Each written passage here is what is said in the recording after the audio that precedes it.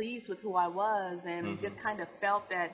And so I think that the root of jealousy kind of just overtook me in that it took me a minute to be able to come out and bless others. Right. But when I realized that, and this is what released that for me, I realized that God created me to be exactly who He wanted me to be. Right. Not who I wanted to be. Right, that's right. But who He created me to be. Right. And nobody else can do that. That's right. Nobody. Not like you. Exactly. That's right. So there's no need. A lot of them imitate. Imitate. But never duplicate. Never duplicate. Exactly. Right. And that's my point. It's I am who I am. So what I have tried to teach other young women is that there's no need for us to hate on each other. Right. There's no need for us to be jealous and envious of what somebody else has. But don't you think America perpetuates that? Absolutely. And I don't mean to just blame like a society, but when you really think about it, because everything is about the haves and the have-nots in America. Yeah. And you know, the whole American Idol. I got the idol, you didn't. And, you know, the reality shows. You know, everything about America is it's a beautiful country, obviously, but there's a lot of, so that could perpetuate some of that. It does, too. and I really think it does. I think that, and it's not that I want to point the finger at the media or at entertainers. Go ahead, point. You point I'll it. Point it. But it's true. It's like, truthfully, I always say, and I tell people this, I say, don't watch more than 2 hours of TV a day. And I know that sounds crazy, but no, it doesn't sound crazy. But I mean, what you take in is what you become. Right. You are what you think. You are what you meditate on. You are what you view. So and you are who you associate with. Absolutely. Right. Absolutely. And I just really think that in learning women in general, I mean, I just think that we don't have that close bond that we should. I mean, really. And that's one thing that I really want to encourage is learn how to bless other people. Wow. Learn how to give. Wow. That's to powerful. give of yourself is the greatest gift. I mean, Jesus came and He died for us. Right. You know, He gave His life for us. And I just think that, you know, maybe some kind of way we can get this ball rolling. Sure. And to be able to teach our young girls at a young age that it's okay to not talk about somebody. Sure. You know, it's okay not to be a part of the crowd. It's okay not to feel like you have to fit in. Let me ask you a question. As a man, I love women. I particularly love African American women. Not hating on anybody else, but it's just me, you know. And one of the things that women tell me all the time is that it's a woman thing. Women just have this thing, these issues, and what is it? I mean, it's like, because a lot of brothers, like when we talk, we like, women be going through stuff that we don't even know anything about. I mean, it's just be like some things happening around us, and we don't know anything about it. Am I accurate? You're right. You're right. And I don't know, like, I've tried to figure it out myself. Really? And I've come to a place of recognizing that, you know what, I have to kind of govern this right here. Right. But I think that women, we try to govern everything. Right. You know, we just try to take control of everything. And a lot of times, men don't understand some of the things that we go through. Oh, my girlfriend said, oh, she like you. Who? Who are you talking about? Right, you know, but I'm sorry. I just always wanted to understand that because it just goes over my head. You know what we do? Just like what they say, men are from Mars, women are from Venus. No, women are from Mars, women are from Venus. That's the new book. From Earth, right? We're from Earth. And it's very, and I'm learning that being married. It's so funny that we're definitely different. I mean, I got that down to a science, but how to manipulate that situation, I think that's an everyday growth process for sure. Well, I tell you what we want to do is we want to take a break, and we want to go to the next set of questions, and we're going to take a break right now and watch a little more of you doing your thing on the runway. All right. Stay tuned.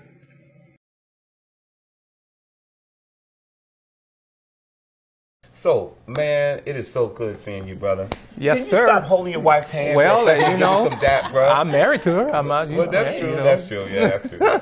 Man, we've been having a good time so far in this, this documentary, Up Close and Personal with Jada. And obviously, if you're talking about up close and personal, with Miss Jada Collins, you got to talk about the strength that stands beside her. And, you know, we're boys, but I have to tell you, man, you have a beautiful wife. Don't slip. I'm telling you that right now. Don't slip. Well, won't be slipping. Right. How many times have you heard that, though, seriously? Well, I hear it quite a bit, but, you know, it doesn't bother me. Right. Because I'm me. Right. That's what the book is about. Right, that's right. Right. Be you. Right, that's right. Be you. Yeah. But, you know, I'm going to talk about what it's like being married to Jada in a minute, but I want to talk about you. Because you, in your own right, I mean, you know, Jada's the celebrity. You know, everybody knows her around the country and abroad. But you are an artist. You know, right? Mm-hmm. Wouldn't you say an artist? Yeah, I was going to say musician, but I think artist is broader.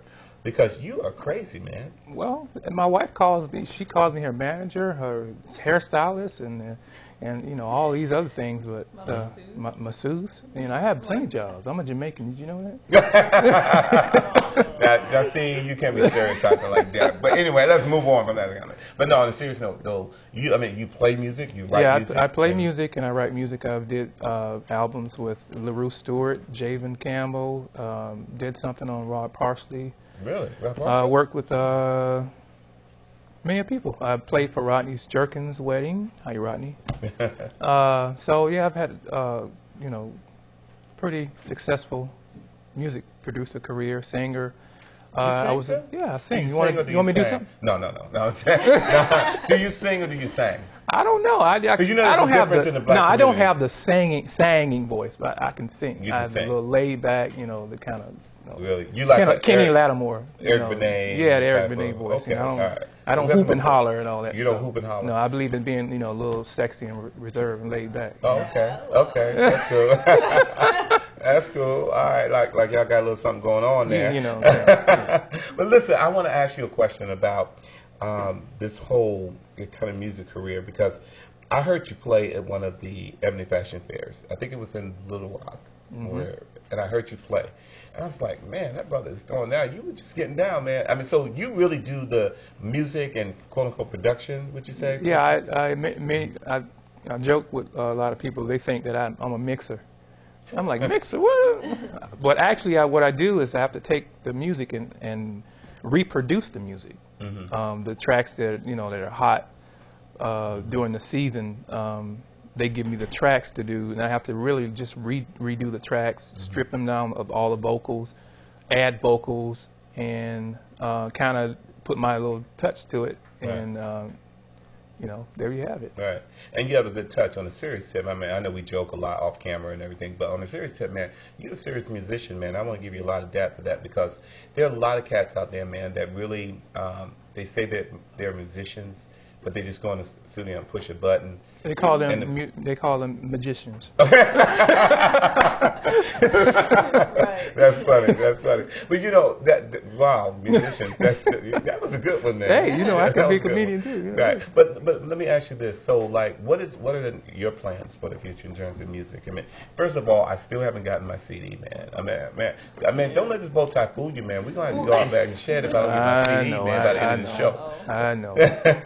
But I have quite a few plans, but music-wise, I'm gonna do a couple more CDs. But I'm mainly focused on ministry, mainly focused on motivational speaking, preaching.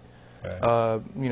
Getting out and doing more ministry things in the communities, talking to young guys, and actually going on the road with my wife, ministering.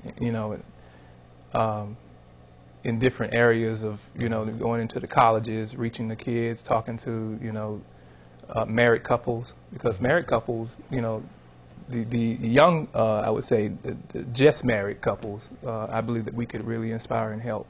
Right. So these are kind of things that we're up to these days. Right. So. And, just hanging around, you and your beautiful wife, Jada, over the last week or so, it's just been a powerful experience, because, as a brother who will be married shortly, I'm looking at you Praise all. Praise the Lord. Finally, No, really, I mean, because I'm looking at you all and I'm saying, wow, this is such a powerful couple. And really, I mean, I've been watching the two of you, and you all haven't argued, at least present, like in our presence. Oh, brother, let me tell you.